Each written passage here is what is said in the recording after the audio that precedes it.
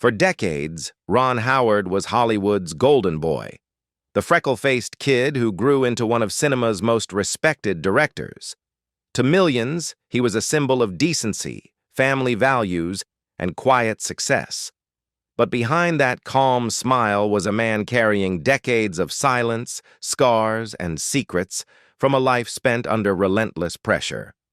What the world never knew was how much pain, betrayal, and fear had shadowed his every achievement.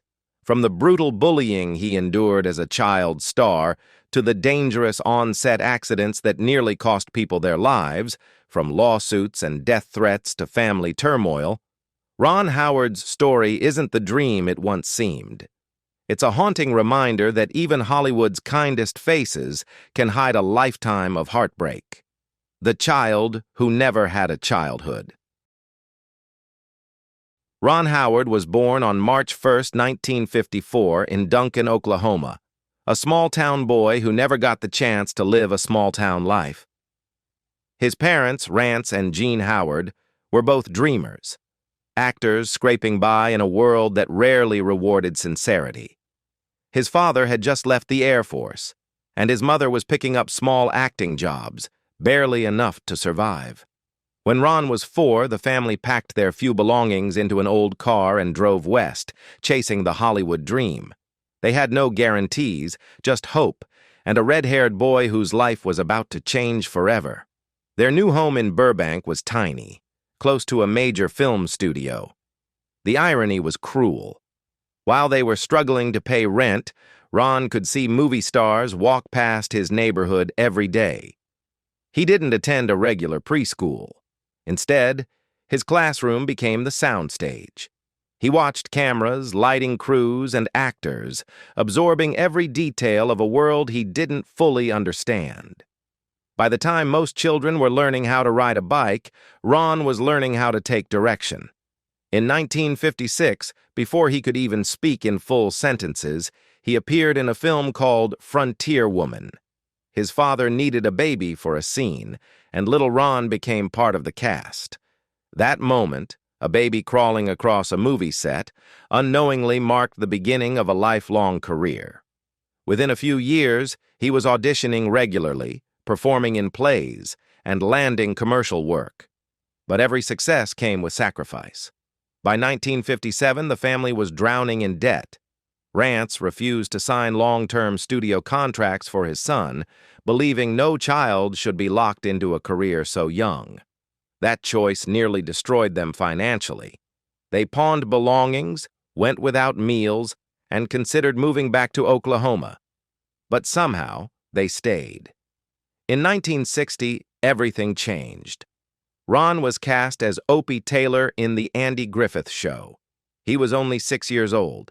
America fell in love with him, the sweet freckled boy with a shy smile. But behind that image was a lonely child enduring relentless work schedules and whispered insults from adults who saw him as a tool, not a kid. Ron learned to stay polite, to smile through exhaustion, to never cry on set. Beneath the innocence the audience adored, he carried a quiet truth. Fame had stolen his childhood long before he knew what childhood really meant. The breaking point, Opie shaming. When The Andy Griffith Show ended in 1968, Ron Howard was just 14 years old, a boy who had spent nearly his entire childhood in front of cameras. To millions of viewers, he was still the cheerful, innocent Opie Taylor, but to casting directors, that image was a curse. The label stuck like glue. He was no longer seen as an actor with potential, only as a relic of a beloved sitcom. Over the next 2 years, he went to more than 50 auditions and was rejected from nearly all of them. The fame that had once sustained his family now kept him trapped in a role he could not escape. Between 1968 and 1970, Ron tried to lead a normal teenage life. He joined his school's basketball team, studied hard, and even delivered newspapers for extra money. But every time he walked into an audition, people saw only the red-haired boy from Mayberry. Hollywood had turned him into a symbol, not a person. He began to wonder whether the industry that raised him was now trying to destroy him. Then, in 1973, came American Graffiti, a chance to start over. Directed by a young George Lucas, the film was a low-budget coming-of-age story set in 1962 California. For Ron, it was supposed to be his rebirth, a way to prove he could play a real grown-up character. But behind the scenes, it became one of the darkest chapters of his life. Two of his co-stars, Harrison Ford and Paul Le Mat, made him the target of cruel bullying. They mocked his clean-cut image, sneering at his past as the TV kid. During breaks, they threw beer bottles near his car and shouted, "Dance, Opie, dance!" as the crew laughed uncomfortably. One day, they locked him inside a trailer and walked away, leaving him humiliated and shaken. Ron later described it as Opie shaming, a moment that left deep emotional scars. He never spoke publicly about it for decades. Harrison Ford would later apologize in private, but Ron admitted the wounds never fully healed. Still, he stayed professional, finishing the film quietly. American Graffiti went on to earn over $100 million on a budget of just $777,000, yet Ron received only $10,000. No royalties, no bonuses. When he asked Lucas for a modest 1% of the profits worth over $1 million, Lucas said no. Broke, hurt, and disillusioned, Ron turned toward something real: love. His high school girlfriend, Cheryl Alley, became his anchor. While the industry mocked and undervalued him, she reminded him who he was. But even with her by his side, Ron knew one truth: Hollywood had broken something inside him that no apology could ever repair. Happy days, bitter nights. By 1974, Ron Howard was 19 years old, too old to be a child star, too young to be taken seriously as an adult actor. After years of struggling to find steady work, he accepted a new role that promised stability: Richie Cunningham in Happy Days. The show premiered on January 15, 1974, pulling in over 11 million viewers on its debut night. The wholesome nostalgia of 1950s America, the catchy theme song, and Ron's everyman charm made it an instant success. Within 2 years, Happy Days became the #1 show on television. The merchandise alone made millions. Lunchboxes, comic books, board games, all built around its sunny image of family fun. But behind the laughter and canned applause, something darker was brewing. Henry Winkler's character, Arthur Fonzie Fonzarelli, had stolen the spotlight. The cool, leather-jacketed rebel became a pop culture phenomenon. Kids copied his catchphrases. Adults adored him.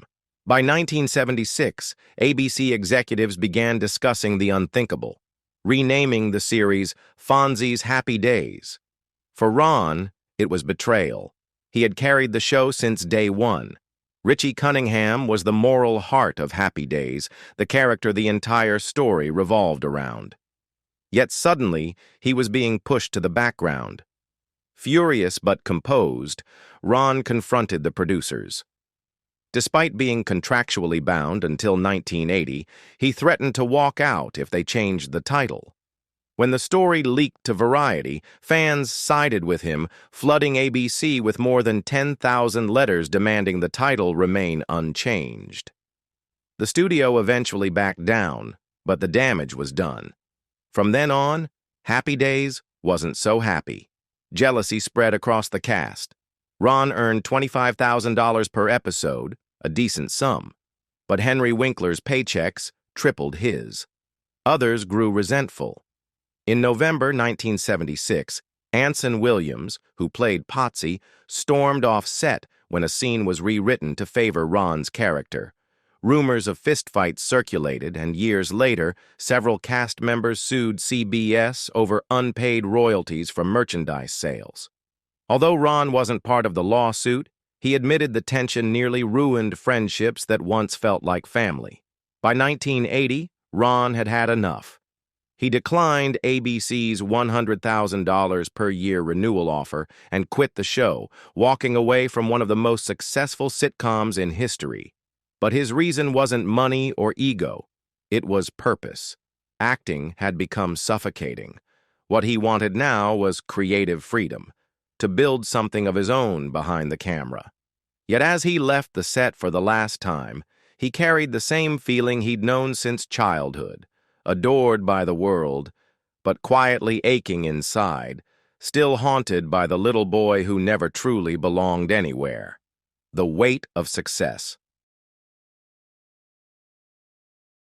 Ron Howard's move behind the camera in the late 1970s was supposed to be a new beginning. His directorial debut, Grand Theft Auto, cost only $600,000 but earned $15 million, a massive success for a 23-year-old. But that victory came with blood and fear. During filming, stuntman Paul Bartel was severely injured in a car crash. Ron was devastated. The incident led to a quiet lawsuit that he settled in 1978, and from that day on he vowed that safety would always come first. The memory haunted him every time he yelled action. Through the 1980s, Ron built a reputation for uplifting, heartfelt films like Splash and Cocoon. Yet, behind the camera, pressure mounted. On Cocoon, a fired extra named Harold Jenkins sent violent letters threatening Ron's life. The studio spent $150,000 on round-the-clock security until production wrapped. Ron later said he feared every knock on the door during those months. Then came Backdraft in 1991, a firefighter drama filled with real flames and real danger. On July 23, 1990, during one of the fire scenes, a sudden explosion went wrong. Actor Kurt Russell suffered burns to his hand and face. 3 other crew members were hospitalized. OSHA launched an investigation that found serious safety violations. Ron said afterward, "We never knew when the fire would turn on us." The film grossed over $150 million, but for him, the success felt hollow. He carried the guilt quietly. Every award, every dollar earned, reminded him of the accidents, the chaos, and the people who trusted him.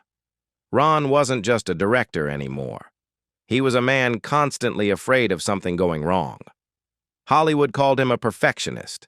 In truth, he was just trying to make sure no one else got hurt on his watch. Fame, fear, and family. While Ron's career was climbing, his personal life was being tested in ways he never expected. He married Cheryl Alley on June 7, 1975, the same high school sweetheart who had stood by him through every rejection. They raised 4 children, Bryce, twins Paige and Jocelyn, and their youngest, Reed. But fame never stopped intruding. In 1996, while filming Ransom, Ron received a series of threatening letters that targeted his children. The threats mirrored the film's kidnapping plot, chillingly similar to what he was directing. The FBI stepped in. Surveillance teams were placed outside their home, phones were tapped, and suspicious vehicles followed them for weeks. On March 5, 1996, the Howards were forced to move. No arrests were ever made. "You can't protect your family and sleep at the same time," Ron later said. Despite the fear, he kept working. His films grew more ambitious. Apollo 13, A Beautiful Mind, The Da Vinci Code. Yet each project carried its own nightmare. During Apollo 13, actor Tom Hanks shut down production over script disputes, costing $2 million. Ron nearly quit mid-production, calling it the most exhausting experience of his life. Still, the film went on to win Oscars and worldwide acclaim. Then came The Da Vinci Code. It was a box office triumph, but a personal hell. Religious groups condemned the film as blasphemous. Ron was accused of mocking Christianity, the Vatican refused him filming permits, and protesters followed him city to city. In Cannes, bomb threats forced him to hire bodyguards. He later said that at the height of the controversy, he received death threats almost daily. "All that success, and I was terrified," he admitted. Behind the fame, Ron's life became a constant negotiation between art and fear. The more he achieved, the heavier it all became. Silence, scars, and survival.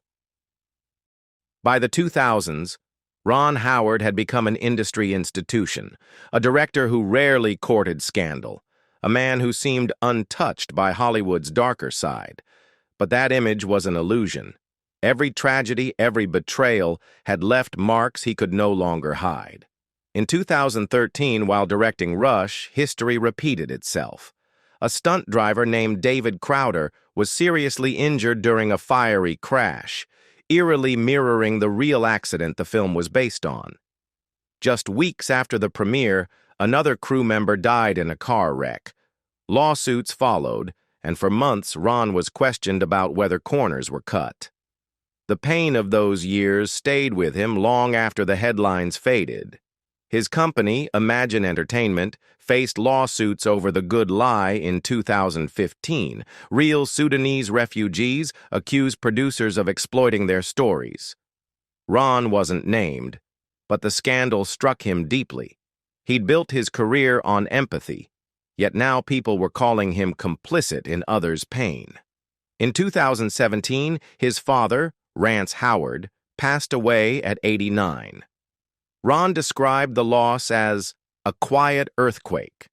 Rance had been his moral compass, the man who taught him to stay humble.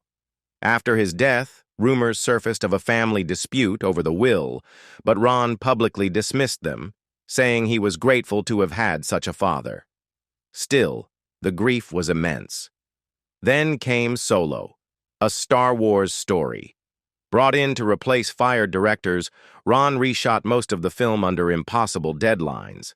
Fans accused him of ruining Star Wars. The backlash was brutal. He stayed silent until now. In 2025, after 50 years of protecting everyone else, Ron Howard finally spoke. He admitted that beneath his calm exterior were decades of fear, pressure, and loneliness. He said, "I've spent my whole life trying to make things safe for others. Maybe I forgot how to feel safe myself." Ron Howard's story isn't about fame. It's about survival. From child star to Hollywood legend, he's lived through humiliation, danger, and heartbreak few could imagine. His silence wasn't weakness, it was endurance. And now, breaking it has shown just how much pain he's carried behind that familiar smile. What do you think? After everything he's revealed, do you see Ron Howard differently now? Or does his resilience make you admire him even more? Let me know your thoughts in the comments. And don't forget to like this video and subscribe for more true stories behind Hollywood's brightest faces.